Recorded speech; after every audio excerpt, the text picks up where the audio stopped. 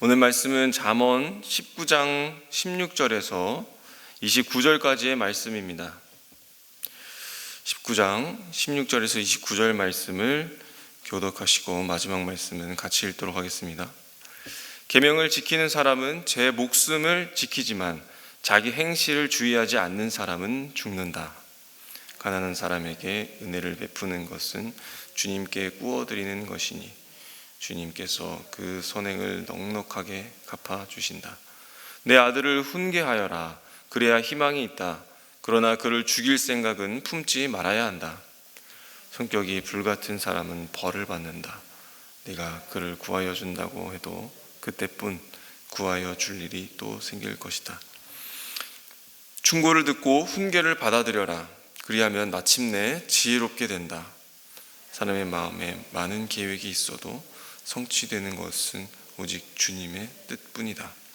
사람에게서 바랄 것은 성실이다. 거짓말쟁이가 되느니 차라리 가난뱅이가 되는 것이 낫다. 주님을 경외하며 살면 생명을 얻는다. 그는 만족스러운 생활을 하며 재앙을 만나지 않는다. 게으른 사람은 밥그릇에 손을 대고서도 입에 떠넣기를 귀찮아한다. 오만한 사람을 치면 어수룩한 사람도 깨닫는다. 명철한 사람을 꾸짖으면 그가 지식을 얻는다. 아버지를 구박하고 어머니를 쫓아내는 자식은 부끄러움과 수치를 끌어들이는 자식이다. 아이들아, 지식의 말씀에서 벗어나게 하는 훈계는 듣지 말아라. 악한 증인은 정의를 비웃고 악인의 입은 죄악을 통째로 삼킨다. 함께 읽겠습니다. 오만한 사람에게는 심판이 준비되어 있고 미련한 사람의 등에는 매가 준비되어 있다. 아멘.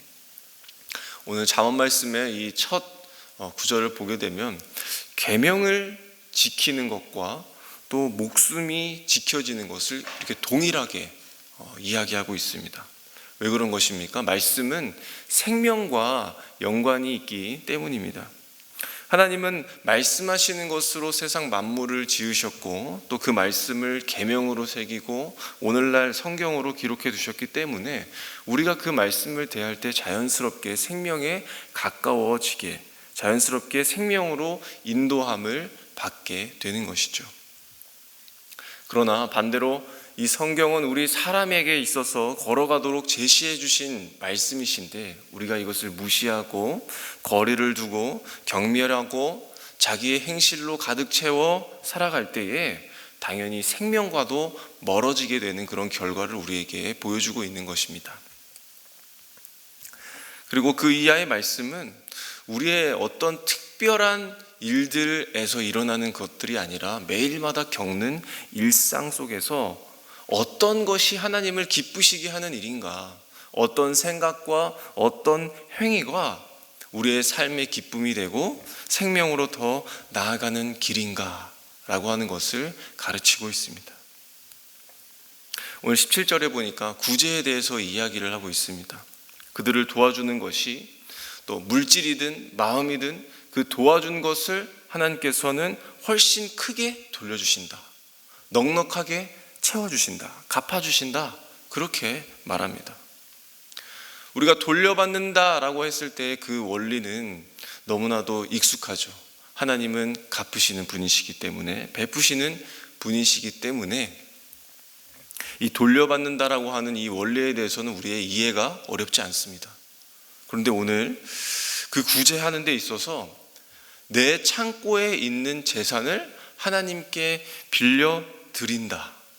그리고 하나님은 그 빌린 것을 넉넉하게 이자를 쳐서 우리에게 돌려주신다. 이렇게 되면 좀 이해가 어려워지게 됩니다. 왜 어려운 것입니까? 우리의 가진 것, 내 전부가 다 내 것이라는 생각, 내 노력, 내 실력, 피와 땀으로 얻었다는 점에서 출발하게 됐을 때에 우리는 이 말씀이 어려워지게 되는 것이죠. 그러나 내 소유 이전에 모든 것이 하나님의 것이라는 것에서 출발하면, 그리고 내가 소유자가 아니라 관리자라고 하는 점에서 출발한다면 나와 가난한 자에 대한 새로운 시각이 열린다라고 하는 것입니다. 그 새로운 시각은 어떤 시각입니까? 그 가난한 자나 나나 똑같다라고 하는 것이죠. 형편은 다를지 몰라도 나나 그 가난한 자나 하나님을 믿고 의지하는 자라는 것을 보게 된다는 것입니다. 그래서 꾸어드린다는 것은 실제로 내가 하나님께 빌려드린다는 것이 아니라 우리가 그들보다 더 가졌다고 해서 있는 그 우월감으로 그들을 구제하지 말아라. 나 또한 하나님을 의지하는 자이고 그들도 의지하는 이 모습을 가지고 하나님이 기뻐하시기에 더 충만하도록 우리의 삶을 채워주신다 라고 하는 말씀입니다. 그래서 하나님께서는 우리를 복 주셔야 하는 위치에 데려다 놓으신다 라는 그런 의미로 우리에게 기억되어야 할 것입니다. 18절에 있어서는 자녀를 훈계함으로 다스리라 라고 이야기하고 있습니다. 그리고 훈계하는 데에 자식을 죽이는 데까지 하지 말아라 이렇게 이야기하고 있는데 어떤 이야기입니까? 감정에 치우치면 냉정함을 잃게 됩니다. 냉정함을 잃게 되면 바른 훈계로 이어질 수가 없습니다. 부모가 감정으로 아이들에게 매질하고 보복할 때에 그 감정을 느끼는 자녀의 심성과 행동과 습관에 악한 영향을 받는다라는 것으로 1차적으로 우리가 해석해 볼 수 있겠습니다.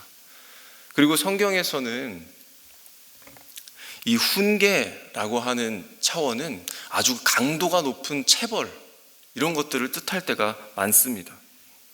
그렇기 때문에 이 부모의 격정으로 아이들을 죽을 때까지 때리지 말아라 라고 하는 해석과 또 그들을 엄벌하지 않고 때리지 않을 때에 우리의 자녀들이 망칠 수 있다라는 점에서도 해석이 가능한 것입니다.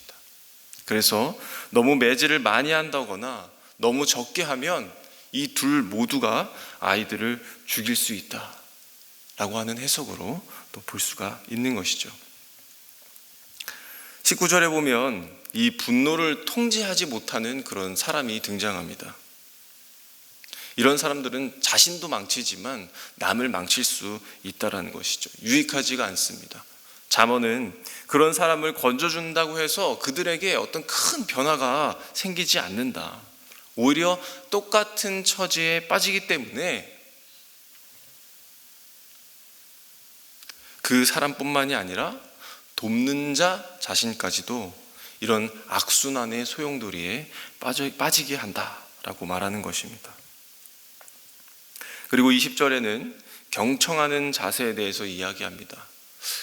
우리는 잘하는 것을 더 잘한다라고 이렇게 칭찬을 받고 싶은 심리가 있습니다. 그러나 반대로 그 부분에 대해서 충고가 더해지면 심란해합니다. 하지만 지혜는 어떨 때 생기는다고 이야기하고 있습니까? 내게 주어진 권면과 훈계로 말미암아 지혜가 생긴다라고 이야기하고 있습니다. 처음에 우리가 듣는 것이 참 번거롭고 그리고 그 지혜가 단번에 생기지는 못하지만 그러한 과정이 계속해서 더해감에 따라서 우리가 지혜로운 자로 서게 될 것이다 라는 그런 의미를 담고 있습니다. 21절은 우리가 정말 잘 알고 있는 말씀입니다. 사람이 여러 가지 계획으로 살아가고 있지만 그 성공과 실패는 누구에게 있다는 것입니까? 하나님께 달려있다라는 말씀입니다. 이 세상에 살아가는 데 있어서 우리 인간의 차원과 하나님의 차원은 너무나도 다르다라는 것이죠. 세상은 사람의 지혜보다 높고 큽니다.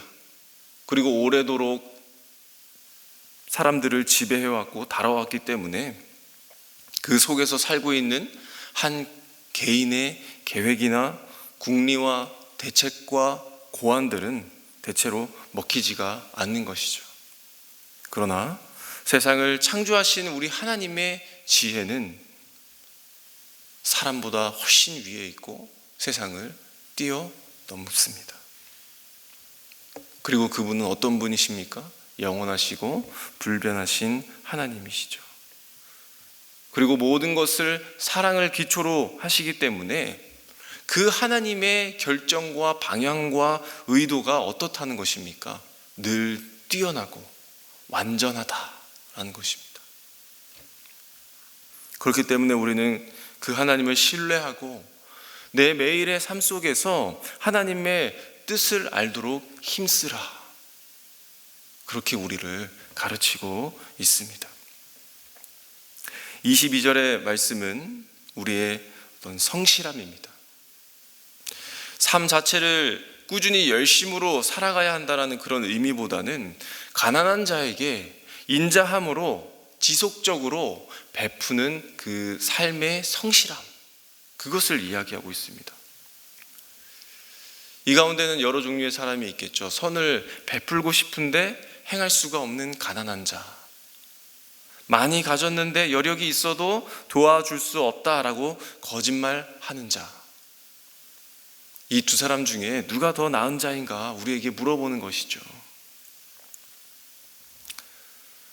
그래서 솔로몬은 가난하든지 부유하든지 그 마음에 도울 마음, 그리고 그들을 사랑하는 마음이 있는가 없는가, 이것이 중요하다라고 이야기합니다. 그리고 23절의 말씀은 처음 나왔던 그 16절의 말씀을 더 구체적으로 제시하고 있는 것입니다. 이 말씀을 좀 직역해 보면 그런 것입니다. 아주 만족하게 평안한 밤을 지내는 것이라고 이야기할 수 있습니다. 그 시대에 있어서 밤이라고 하는 사상은 어떤 의미가 많았습니까? 공포의 대상이었고 재앙과 죽음이 활동하는 그런 시간이었습니다. 그렇지만 무엇이라고 이야기하고 있습니까? 하나님을 경외하는 자는 이 밤이 평안하다. 하나님을 경외하는 것만큼 완전한 보호와 확신이 없다라고 하는 것이죠. 마치 애굽의 재앙, 그 10가지 재앙 중에서 밤에 일어난 장자의 죽음을 피해갔던 것처럼 어떠한 재앙도 몰려들지 않는다라고 하는 것을 주님이 보장하신다 하는 그 고백입니다. 그리고 24절부터 29절까지는 우리 인생에서 멀리 해야 할 그런 악한 삶의 자세를 제시합니다. 조금도 노력하지 않는 게으름, 정말 밥 먹으려고 하는 그 뜨는 손조차도 올리기를 괴로워하는 자들, 그 나태함이 얼마나 뿌리 깊이 박혀 있는지 보게 되는 것이죠. 그래서 오만한 자를 치라라고 하는 것은 어떤 의미를 담고 있습니까? 그 훈계를 받는 모습을 보고 순전하고 어리석은 자들이 깨닫게 된다. 그리고 이 명철한 자들을 훈계하는 것은 그를 어떻게 한다고 이야기하고 있습니까? 지혜로운 자로 서도록 도움을 주는 방법이다 라고 이야기합니다. 그 다음 또 자녀에 대해서 이야기하고 있는데 부모를 버리고 무시하는 자식에 대해서 이야기합니다. 그들이 부끄러움과 수치를 입을 것이다. 잠언 30장에도 부모를 학대하는 그 아들에 대해서 이야기가 나옵니다.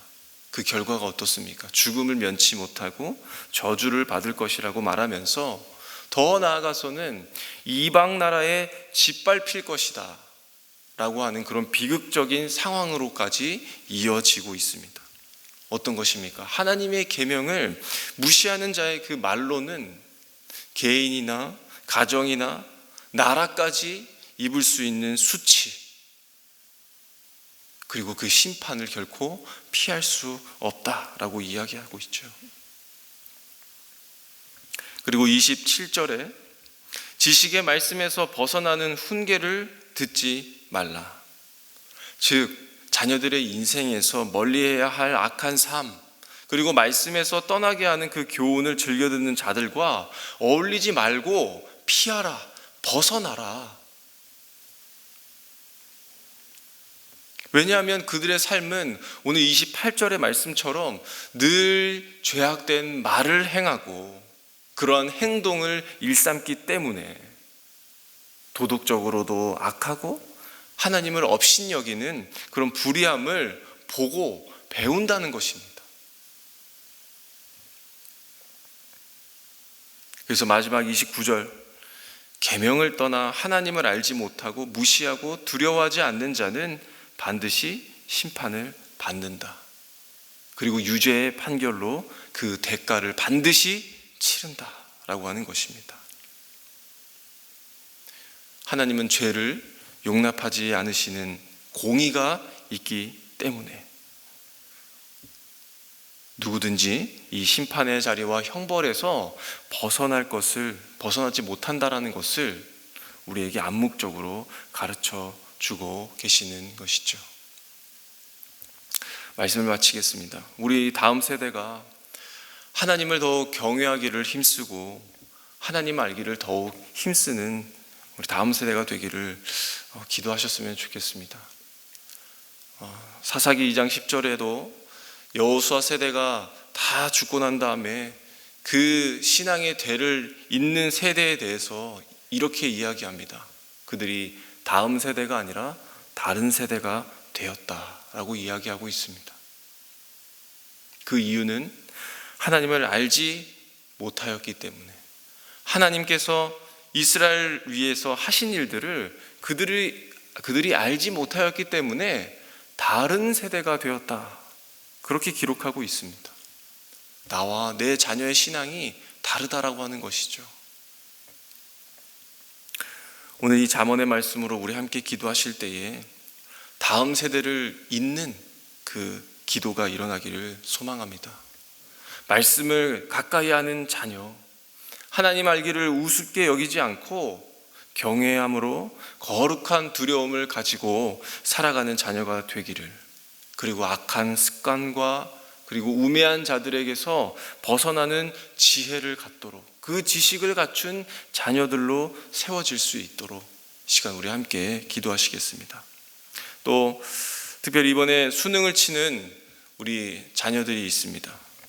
시험이 앞서 준비될 때에 그동안에 준비한 공부한 것들, 그리고 공부할 때 주어졌던 그 하나님의 인도하심, 그리고 온전히 집중할 수 있는 환경과 그런 여건을 돌아보면서 나와 함께 하셨던 하나님을 기억하고 감사함으로 수능을 볼 수 있도록, 그리고 그 결과까지도 하나님께 맡겨드리면서 남은 날들을 잘 조절하고 마음을 잘 다스릴 수 있는 지혜 주시기를 우리 함께 기도하시겠습니다. 그리고 우리 교회를 위해서 함께 기도드릴 때에 곧 있을 신앙 강좌를 통해서 온전하신 이인 그 예수를 더욱 바라볼 수 있도록, 그런 우리들 되도록, 그리고 우리 교회와 나의 가정과 일터와 나의 속해 있는 많은 영역들 속에서 믿음으로 온전히 뿌리 내릴 수 있는 일들로 세워질 수 있기를, 그리고 우리의 흐트러진 중심을 다시 잡고 일어나서 믿음 위에 굳게 설 수 있는 저희들 될 수 있도록 이 시간 함께 기도하시고 각자 가지고 나온 기도의 제목들로 자유롭게 기도하시고 돌아가시도록 하겠습니다. 함께 기도하겠습니다.